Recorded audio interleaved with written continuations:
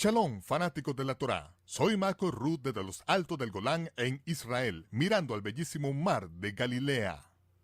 En el capítulo 5 del Evangelio de Mateo, Yeshua deja las hordas de gente de Jesús de buen tiempo en la soleada playa de Kineret en el mar de Galilea y escala la rugosa pendiente de una montaña a la orilla.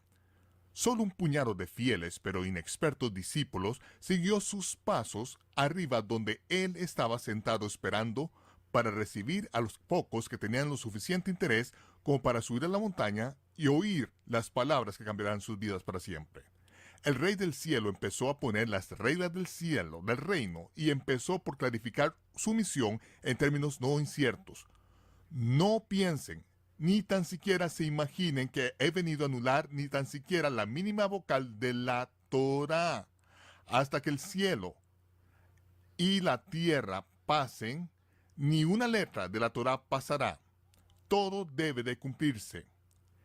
Él dijo que cualquiera que rompa el menor de los mandamientos de la Torá y enseña a otros que es aceptable violar los mandamientos del Creador, será considerado menos que un perro en su reino.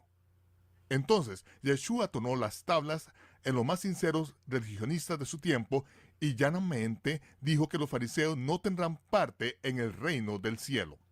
Al final de los 3 capítulos de exponer la futilidad de cada sistema religioso hecho por el hombre o que añade o sustrae de los mandamientos de la Torá, finalmente Yeshua dice que aquellos a los que enseñó y que están siguiendo al Todopoderoso que no entrarán en el reino del cielo. Al final del capítulo 7, Yeshua dejó claro que aquellos que salen en cruzadas evangelísticas que repiten una oración después de mi oración y confiesen que a Jesús como su Salvador, pero no hacen lo que el Creador les ordena hacer. Esa gente, los mismos a los que se le ha dicho que ahora están salvos, son a los que se les negará el acceso al reino del cielo en el día del juicio. Si esta es una posibilidad escalofriante, pero una posibilidad que debe de tener en cuenta si vamos a encontrar la extremadamente estrecha puerta que lleva al camino de la vida eterna. Esta es la situación que Yeshua describió a sus discípulos. No lo he inventado. De hecho, la situación es más aterradora de lo que jamás habría imaginado. En los manuscritos griegos del Mateo, capítulo 5, Yeshua dijo que él no vino a anular o cambiar ni un solo mandamiento de la nomia, que es el término griego para la palabra hebrea Torah, que quiere decir las instrucciones.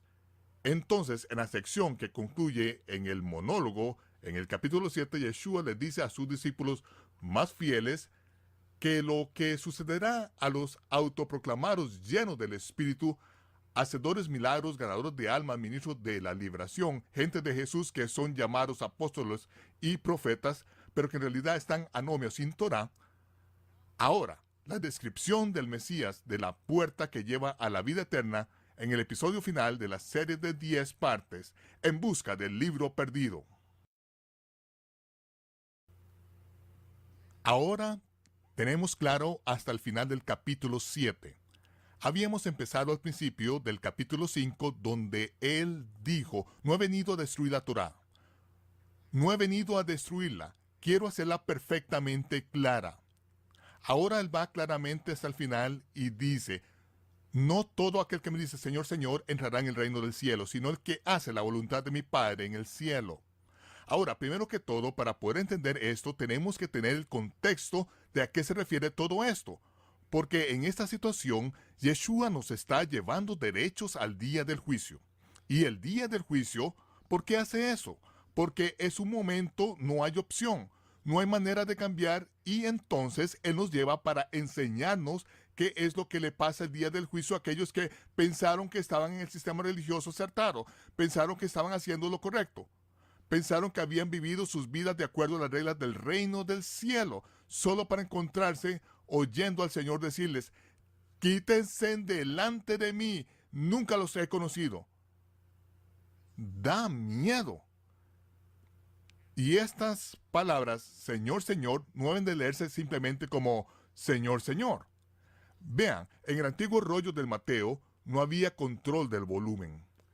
Para enfatizar o poner pasión a algo, se ponían 2 palabras juntas. Y cuando uno se da cuenta de la situación que tenemos aquí, estas palabras no deben de leerse Señor, Señor. No se debe enseñar Señor, Señor, sino más bien como Señor, Señor, Señor, no.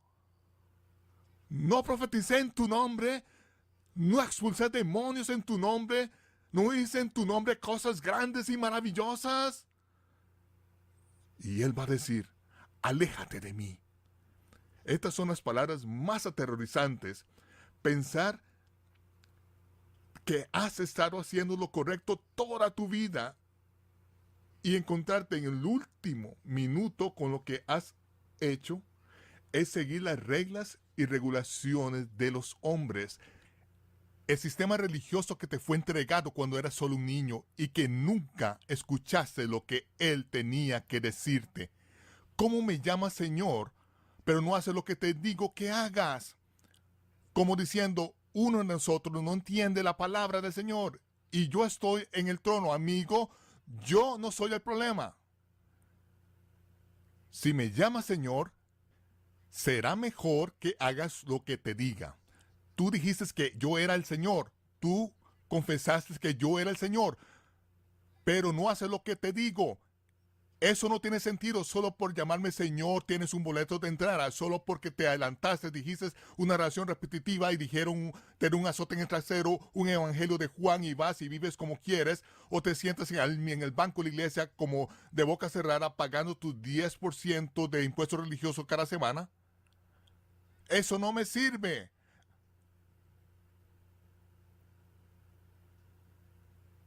No se trata de eso.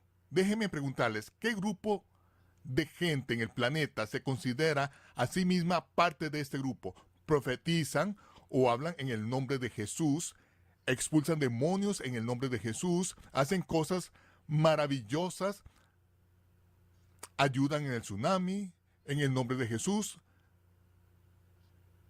¿Se considerarían a sí mismos Hare Krishnas? ¿Se considerarían a sí mismos Bahá'í? ¿Musulmanes?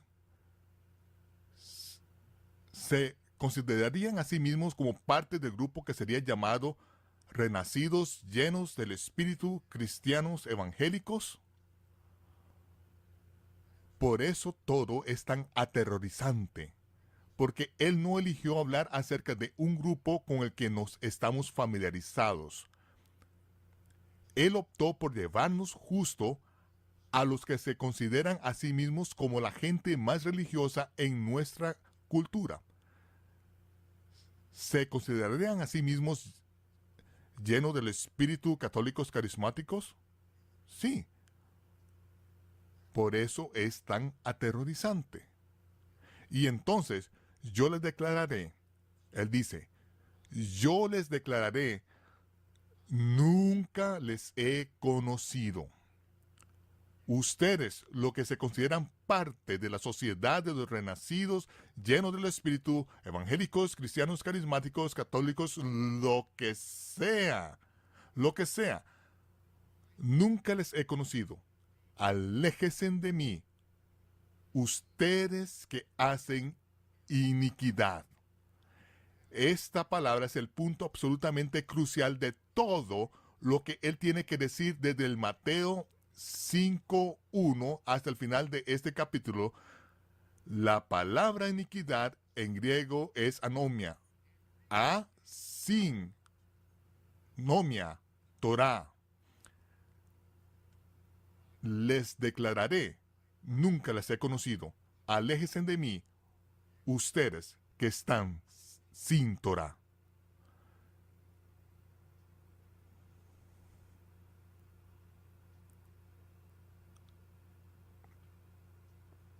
Se nos ha dado otro Jesús, el otro Jesús del que habló Shaul, otro Jesús que vino, otro Jesús a que introdujo Constantino, lleno de adoración pagana del dios Sol y lleno de gracia grasosa, un desbarate ágape, donde nadie tan siquiera se molesta en hacer lo que él dice. esto es tremendo, que lo que hemos leído durante toda nuestra vida en las versiones autorizadas de la Biblia, en griego, en King James, Reina Valera, lo que sea. Los escribas y los fariseos se sientan en la silla de Moisés, lo que ellos dicen que digan, que hagan y observen, eso hagan y observen. Y ahora cuando nos damos cuenta de lo que los fariseos nos dicen que hagamos y observemos, nos percatamos de que si realmente creemos que eso es lo que dice, ninguno de nosotros lo ha estado haciendo.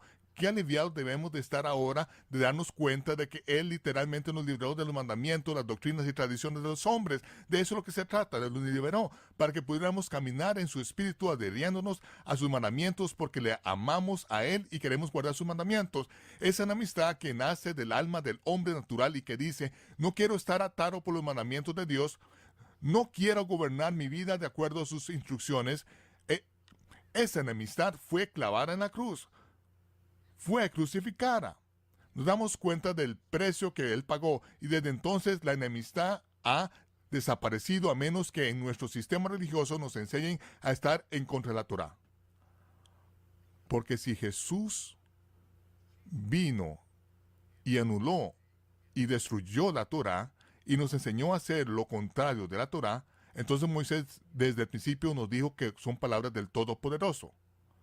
No lo escuchen. No lo escuchen. Bien, ustedes han destruido y anulado la Torá. Se han rehusado a obedecer los mandamientos, deliberadamente me han desobedecido. Han ido en su propio viaje religioso a cuenta de mi nombre. Ahora, cuando los brazos de nuestro director favorito de adoración y alabanza moviéndose alimentan las llamas del infierno, hacemos la pregunta tardía: ¿hemos hecho la voluntad del Padre? Esa es la pregunta que gracias a Dios podemos hacernos esta noche, antes del día del juicio, porque ahora tenemos la oportunidad de cambiar y seguirle. Ni siquiera uno de los mandamientos menores de la Torá ha caducado o ha sido destruido. Si me aman, enseñen y cumplan estos mandamientos y serán llamados grandes en el reino del cielo. Quiero dejar algo muy claro para ustedes. El término legalismo nunca puede ser usado refiriéndose a guardar los mandamientos de Dios. Guardar los mandamientos de Dios se llama obediencia. Digan todos, obediencia. Bello, legalismo solo se puede usar refiriéndose a guardar las doctrinas, reglas y regulaciones religiosas y mandamientos de los hombres. Digan legalismo. Entonces, en sus vidas, si a medida que ustedes van guardando los mandamientos de Dios, viene a ustedes alguna persona religiosa y le dice a alguien, bien hermano, ¿no estás siendo tremendamente legalista? Y ustedes le dicen, no, baboso, guardar los mandamientos de Dios no es legalismo, se llama obediencia. ¿Puede decir obediencia? Obediencia. Guardar las reglas y regulaciones de los hombres, eso es legalismo. ¿Podemos decir legalismo? Legalismo. Nunca más dejamos que nadie haga mal uso de estas palabras en nuestra presencia. No lo consentiremos. Ahora cerramos con la revelación, Apocalipsis, de Yeshua el Mesías, capítulo 12, versículo 17. El dragón estaba enfurecido con la mujer y fue a hacer guerra contra el remanente de su semilla. ¿Qué hace qué? Guarda los mandamientos de Dios y tiene el testimonio de Yeshua el Mesías. Ahora, el demonio no está enfurecido con aquellos que no guardan los mandamientos de Dios. De hecho, él está encantado con ustedes. Ya saben, vayan con el resto del mundo, jueguen los mismos juegos que el resto del mundo. Él es feliz, nunca les molestará. Él sale a pelear contra los que guardan los mandamientos y tienen el testimonio del Mesías. Y después, Yeshua dice, si cualquiera quita las palabras del libro de esta profecía, Dios quitará su parte del libro de la vida. Cualquiera que añada a estas cosas, Dios le añadirá a él las plagas escritas en este libro. ¿Les suena familiar? Desde el principio, Deuteronomio 4:2, no añadirás a las palabras que te mando, no disminuirás de ellas, para que guardes los mandamientos de Yahweh tu Elohim que yo te ordeno. Y finalmente, benditos son los que guardan sus mandamientos. Hacen sus mandamientos, porque ellos pueden tener el derecho del árbol de la vida y pueden entrar por las puertas de la nueva Jerusalén. La nueva versión internacional dice, benditos son los que lavan sus vestiduras. Una simple caja de jabón con lejía es todo lo que necesitan. No, nosotros hacemos estos mandamientos porque le amamos. Y si no guardamos sus mandamientos, mostramos que no tenemos respeto por el Creador de los cielos y la tierra. No tenemos intención de responder al llamado. Decimos que Él es el Señor, pero no lo hacemos. Bien, ese es el día en que todo cambia. Porque esta es la noche que ustedes son liberados de seguir los takanot y los maasín de los líderes religiosos del cristianismo, del nacional, el catolicismo, el budismo y lo que sea, porque así lo han decidido. El resto de sus vidas, ustedes van a seguir las palabras del Rey del Cielo, que vino a poner las reglas del reino del cielo, y él dijo, el reino de Dios, el reino del cielo está entre ustedes, entren en él ahora. Y no en ningún momento es el futuro, estamos en él ahora, porque le amamos, guardamos sus mandamientos. Él nos ha dado también otras instrucciones específicas. Ahora, ya saben cómo entrar en el reino, cómo entrar en la sinfonía, como desde el principio del tiempo, como Dios le dijo a Abraham, sal de Babilonia, y al final de los tiempos, en el libro de Apocalipsis, el Todopoderoso le dice a su pueblo, sal de Babilonia. Ahora, tienen la oportunidad, salgan de los sistemas religiosos de este mundo y entren por las puertas del reino. La puerta es estrecha, el sendero es estrecho, pero lleva a la vida.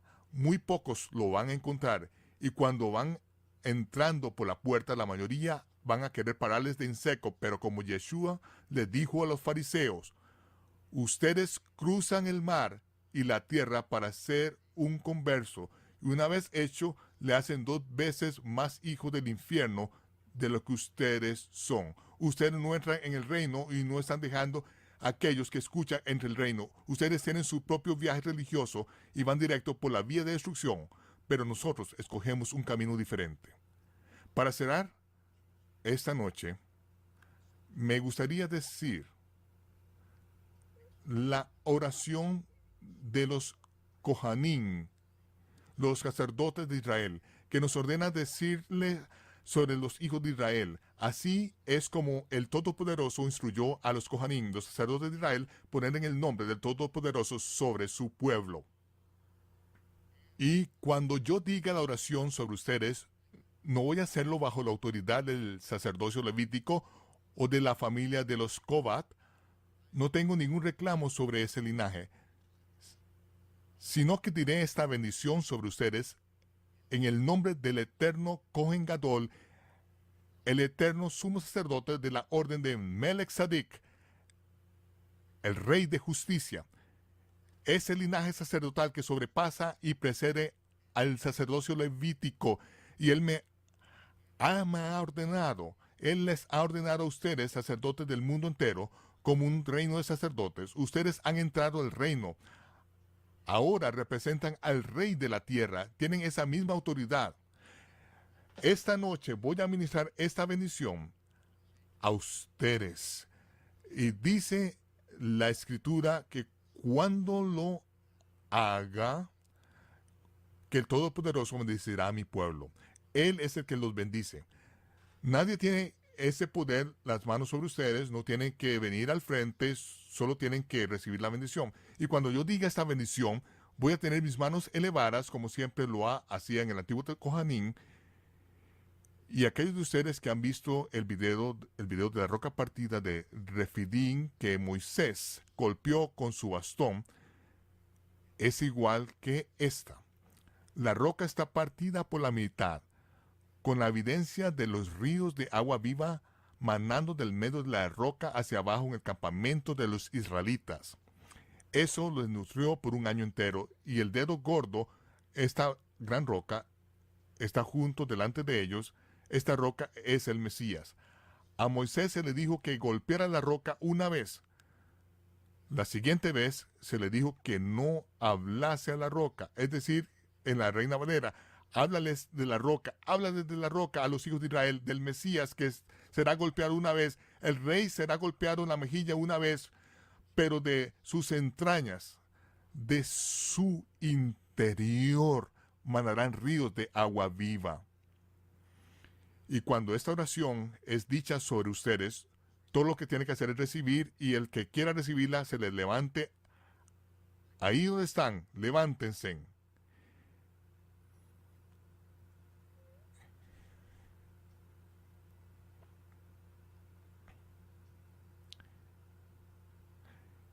Y barejaja Yahweh beishmereja. Yaer Yahweh panaveleja bejuneja. Yisha Yahweh panaveleja. Beyase leja shalom. Beshen Yahshua Hamashiach. Sar shalom. Que Yahweh te bendiga y te guarde. Que Yahweh haga resplandecer su rostro sobre ti y tenga de ti misericordia. Que Yahweh alce su rostro sobre ti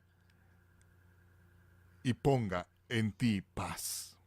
En el nombre de Yahshua, el Mesías, el ungido de Israel, el príncipe de paz.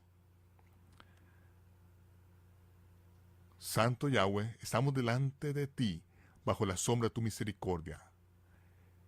Y como tus humildes siervos, venimos ante ti, para darte gracias, por redimir nuestras vidas de la destrucción, por abrir nuestros ojos, nuestros corazones, para poder oír las palabras de Yeshua, llamándonos a volver a las instrucciones que tú le dices a Moisés. Te damos gracias por quitar la enemistad nacida en nuestros corazones y nuestras almas, clavándola en la cruz. Y ahora, ante ti, nos comprometemos a vivir nuestras vidas en obediencia, obedeciendo tus mandamientos, en obediencia a la voz susurrante, a la voz del Espíritu que continúa guiándonos por el camino de la justicia. Llévanos a la plenitud y estatura de Yeshua, nuestro Mesías.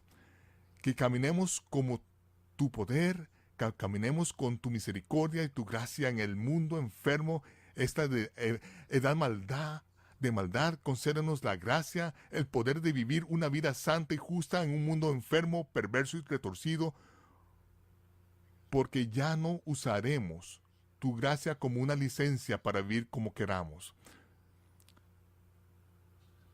sino que aceptamos este poder que nos da tu gracia para vivir por ti en obediencia. Te obedeceremos no porque tengamos un sentido de nuestra propia justicia, sino simplemente por agradecimiento. Muélenos, moldéanos, tornéanos como vasijas listas para ser usadas por ti, para contener tu Torah eterna. Pedimos esto en el nombre de Yeshua, nuestro Salvador y Rey.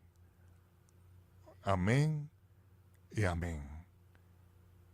Y les veré en el mar de fuego y cristal cuando el humo se aclare. Buenas noches. Yahshua, el Mesías, la semilla de una virgen del linaje del rey David, el hijo del Dios viviente.